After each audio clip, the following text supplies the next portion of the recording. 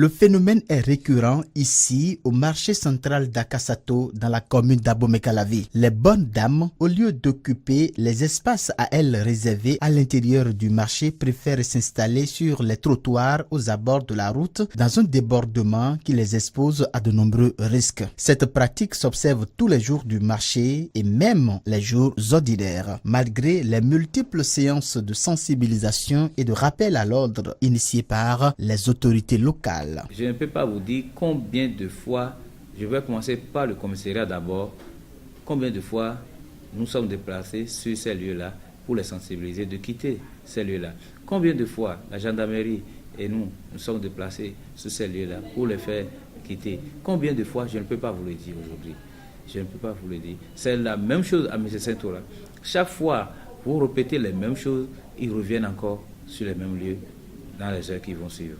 C'est déplorable, mais c'est une question de vie et la vie humaine, elle est sacrée et nous sommes vraiment convaincus. Nonobstant ces nombreuses actions de sensibilisation, ces femmes usagères de ce marché continuent et persistent dans cette pratique, faisant ainsi fi des multiples risques auxquels elles s'exposent. Elles sont en train de chercher l'argent, c'est l'argent, mais c'est pas à faire de l'argent. Si les voitures ou bien les motos quittent là-bas maintenant pour les renverser, ils vont dire quoi? Qui a créé l'accident? C'est pas eux-mêmes. Et en ce moment-là, ils vont commencer par accuser les tassimans, les émigrants, tout ici. Et c'est pas ça.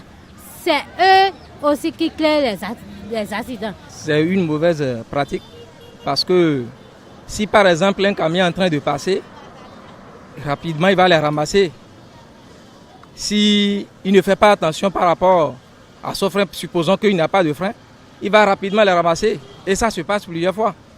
L'exiguïté du marché et le manque de place constituent quelques raisons qui poussent ces femmes à se livrer à cette pratique au risque de leur vie. Dans le marché, il y a un problème de hangar qui se pose à l'intérieur. On ne va pas tourner autour du pot. Il y a le problème de hangar qui se pose. Mais nous sommes en train de construire déjà des hangars dans le marché. Et les hangars qui sont dans un état délabré, nous sommes en train de passer. Le processus est en cours déjà pour réfectionner tout le reste des hangars qui sont dans un état ou dans des états défectueux.